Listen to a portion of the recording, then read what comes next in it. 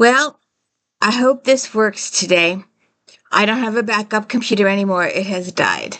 So this is the computer that I will be using for videos. So if the audio goes bad, you can blame Hewlett Packard and Best Buy, as they've both declared there's nothing wrong with my computer.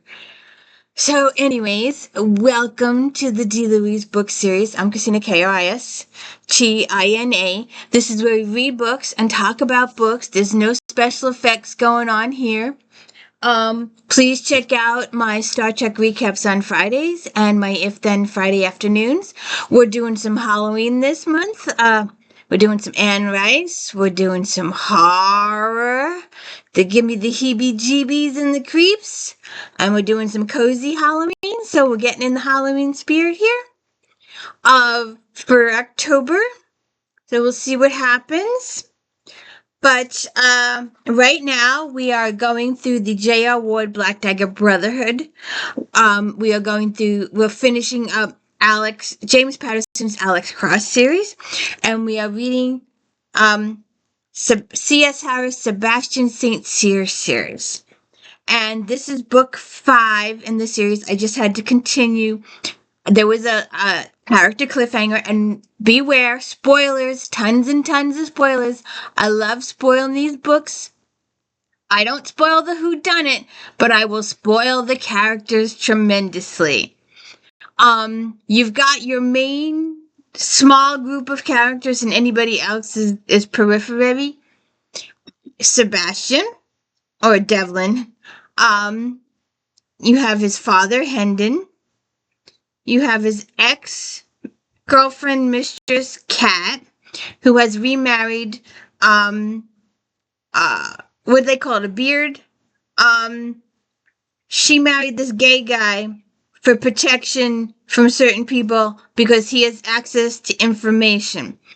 And she's still in love with Sebastian, who in the last book had turned out to be her brother, half-brother. And they were led to believe that they were in an incestuous relationship. And then it's later revealed to us, not to the characters, but to us. And I've got to sneeze something terrible. That they weren't really half brother and sister. It was really to us, but not to the characters. So Sebastian had delivered this information for like 6 months. That he had been sleeping with his sister.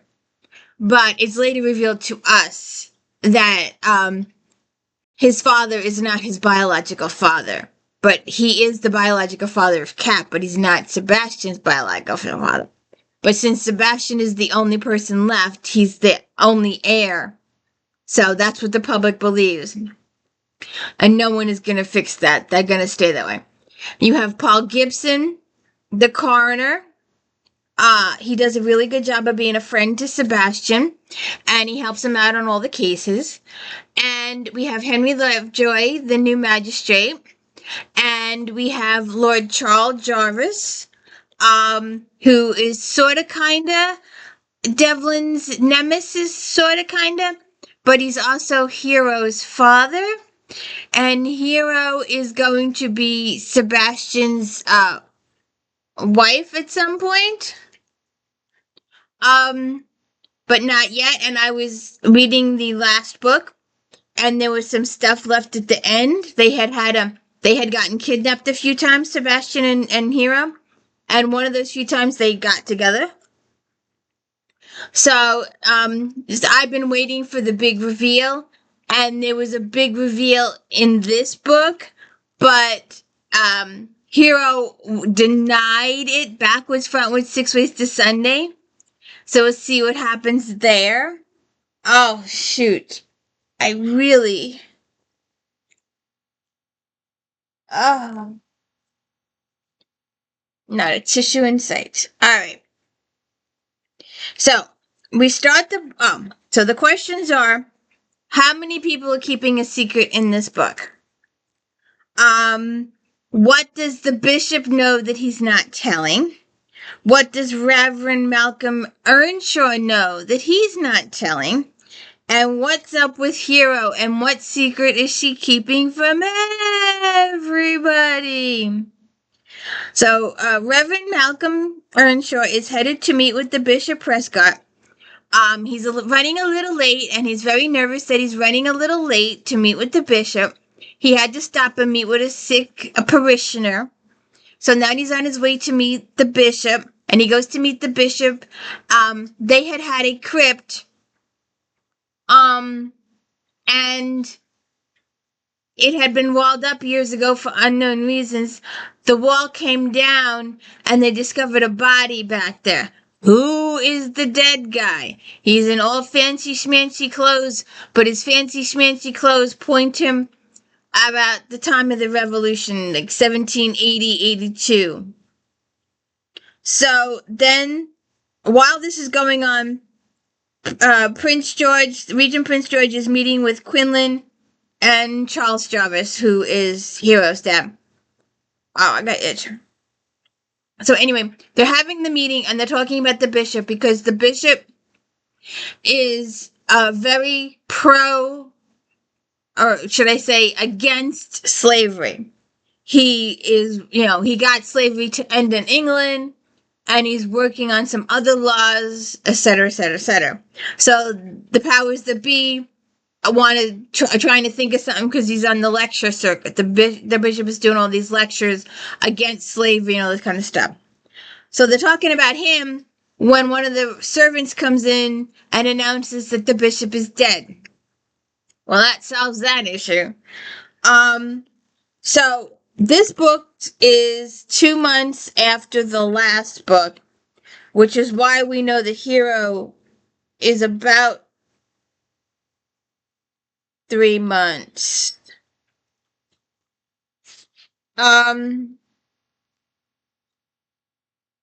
So Sebastian is trying to reunite with his father. Him and his father are still estranged. Now, the big climax hasn't happened yet. Sebastian hasn't found out the real issue yet. So he finally decided that he was going to start talking to his father in the last book. At the end, the very, very, very, very end of the last book. So here they are. His father likes to go for morning rides. So Sebastian was talking to his dad, and then Tom, his tiger, comes up and says, I love Tom. I think he's great. Tom, Sebastian's young tiger, reined in hard beside them. He was 13 years old, although he looked younger with his gap-toothed grin and slight frame. Bobbing his head to Hendon, he said breathlessly, "Begging your pardon for interrupting your lordship." He turns to Sebastian. "You visitors waiting ye at Brook Street, Governor. Your aunt, the Duchess of Claiborne, and the Archbishop of Canterbury." "The Archbishop of Canterbury," Devlin says. "Henrietta," his father says. At this hour, the Duchess of Claiborne was famous for never leaving her bed before noon. Henry sniffed the air. "The boy is obviously Fox." "I ain't been drinking," Tom said. "It's her Grace, all right, sitting up there in the drawing with the Archbishop himself." Hendon's suspicious frown deepened. "The last I heard, Archbishop Moore was essentially death's door.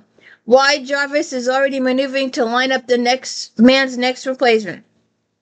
"Well, don't look too ill, that's for sure," Tom agreed. "But I reckon that's to be expected given what's happened." "What's happened?" Sebastian asked. "Why, someone's gone and murdered the Bishop of London last night in a crypt." So then he gets to his house, and he's talking with the peeps, and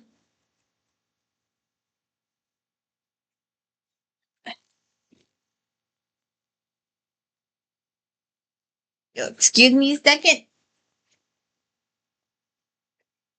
No special editing here. So they're all in his living room, and Sebastian glanced from his aunt to the Archbishop beside her. "Excuse me, Your Grace, why are you telling me this?" You know perfectly well why we're here, Sebastian, snapped his aunt. We're here because the Archbishop wants you to solve the murders. Why? Why? She echoed indignantly. What do you mean, why? Because you're good at it, of course. Sebastian stood perfectly still. He'd been afraid this was coming. I understand that the local magistrate might find the matter overwhelming, but I think Bow Street more than capable of dealing with the case. The Archbishop cleared his throat. I have already discussed the situation with Bow Street. Sir Henry Lovejoy concurred with my decision to bring you into this investigation. Bow Street is all well and good when it comes to dealing with the murder of a shopkeeper or merchant, but they simply don't have the capability of handling an incident at this level of society, and they know it. So they want Sebastian to handle the case. And so then we go to the murder scene.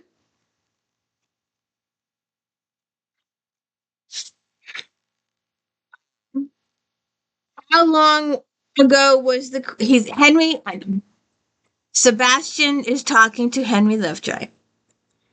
How long ago was the crypt bricked up, he asked. As near as anyone can remember, it was around the time of the revolt in America.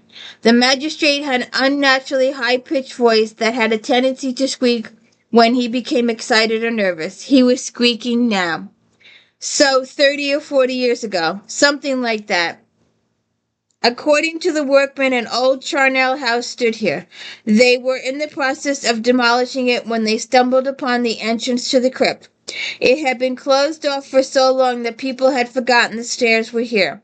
I gather it was a bit of a shock when the workmen broke through the wall, and even more of a shock when a couple of the lads decided to go exploring and tripped over the body of a man deceased in velvets and lace of the century, with a knife sticking out of his back. According to the workman, the Reverend took one look at the body and left immediately for London. Why did he go to London? Why did he go see the bishop? Why did he not call the magistrate? All of these questions that have to be answered. So then Sebastian, let me see what this page says here. I love sharing these books. I love reading these books.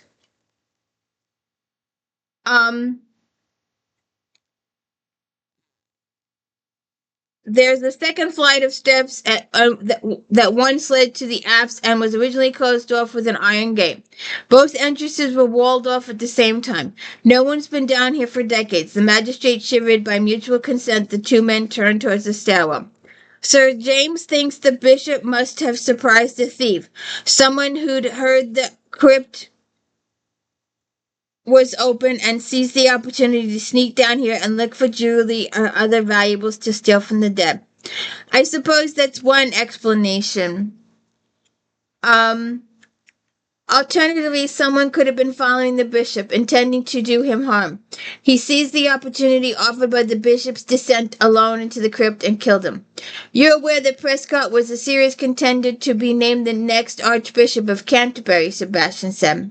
The Archbishop did mention it, yes, although I received the impression that he was inclined to agree with St. James' assessment that the bishop simply fell victim to a chance-met thief. I suspect the Archbishop was being diplomatic. What makes you say that?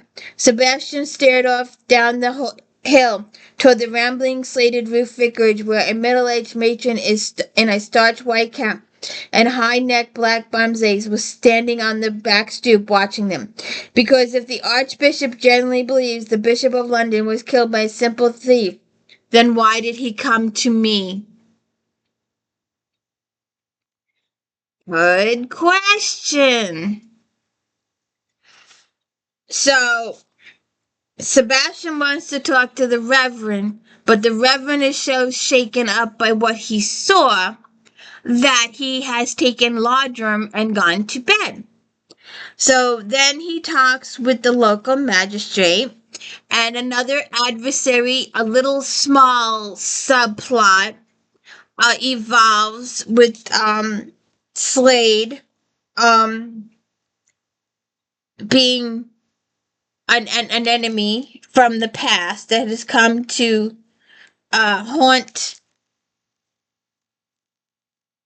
Sebastian and do him harm, serious harm in some sections.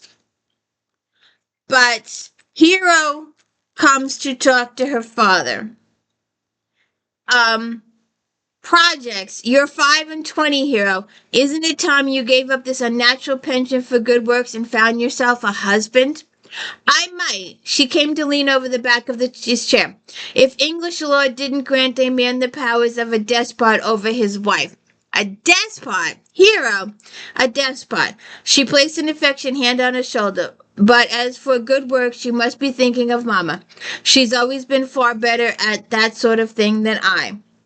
At the mention of his wife, Jarvis turned down the ends of his mouth in a grimace. He had no patience for Annabella, a silly, half-mad imbecile who belonged in Bedlam. He grunted, "Women like Annabelle dispense soup to the poor and shed tears over the plight of the orphans in the street because it's an easy sop to their conscience. Nauseating, perhaps, yet ultimately harmless." And he notices later in the conversation, "You've not been looking your best these past few weeks, Hero." Hint. "Dear Papa," she leaned forward to kiss his cheek. She was tall enough to do it without standing on tiptoe. "Surely you know better than to tell a woman she's off her looks." But all he said was, "I didn't kill your meddlesome bishop." Because her father has been known to kill people or have people killed. So,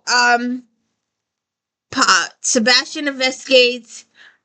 Gibson does the autopsies. He investigates some more. He talks to all these different people. And I like how each character, Sebastian will go and talk to person A, and he'll give him just a snip. And then he'll talk to person B, who gives him another snip. And then we'll go to person C, who gives him another snip. And then he's like, "Oh, shoot, I need to go back and talk to A." And we talk to A again, and we get an extra little snip. And we keep getting little snips from all the little characters until all the pieces grow and fit into a resolution. There is also the son of an American patriot in this book. Although the son is not considered a patriot in this book, his son is considered a little bit of a traitor because he sided with England. We have Benjamin Franklin's son in this book, William Franklin, who was settled in England with his family because he sided with the king in the American Revolution. We also get some, like I said previously, some information with Jack Slade and his son Obadiah, and they try to kill him a few times. And we on the book, during his investigations, Sebastian is a serious talk with a couple of different people, but who was to light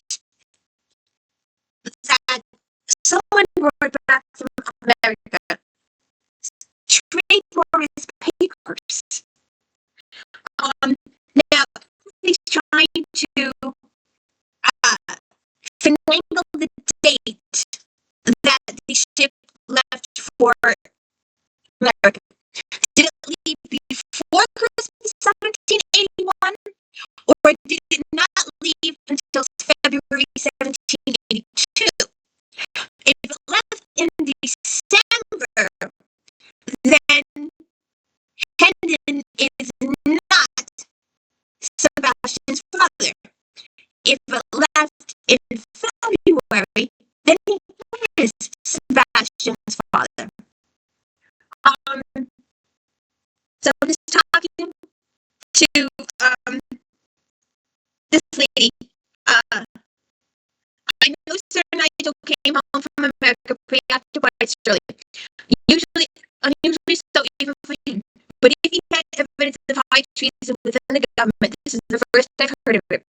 I'm afraid he never discussed his affairs with me. He never even explained the purpose of his mission to America. They left for America when? Late January, early February? She said they left before Christmas. Sebastian stared at her. He knew a particular tingling sensation, as if every nerve in his body were suddenly painfully tightened. He could hear the laughter of a housemaid in a distant room, smell the bitter tinge of stale ashes on the earth. He was aware of her looking at him strangely. It was an effort for him to speak, to keep his voice, even as if even every facet of his face didn't depend on her answer. You're certain? Why, yes. I'm afraid I don't recall the exact date, but I do know it was before Christmas. We still follow the old tradition of St. Thomas Day here at the Grange, when needy women are allowed to go begging from door to door for Christmas goodies. I remember distinctly because that was the first year I distributed our charity to the woman personally. Did the entire mission sail together? The question seemed to puzzle her. Of course. Why wouldn't they? And Sebastian Lorenz wrote, in 3 months' time, on the 19th of October, Sebastian would celebrate his 30th birthday. But if what Lady Prescott had told him were true, if the Earl of Hendon had indeed left England for American colonies on December 1781, then Hendon could not be his father. So then Sebastian goes to see his father, but he gets waylaid a little bit. Then he meets with his father, and his father denies everything. Then he has a Bush Street check on the dates of the sailing of the ship. And the paperwork is that the ship in question sailed in December. So that's when Sebastian goes back and confronts his father and gets the truth that his father does not know who his biological father is, but he doesn't care. He loves Sebastian. Sebastian is his son, and that's all there is to it. So we're going to be a little estranged again, and we also have a big surprise. Who wrote those treasonous letters? Who was blackmailing who? And what is Hero going to do? Is she going to fess up or what? I am very anxious to read the next book. And I hope you will like and subscribe. And I hope you have a good day.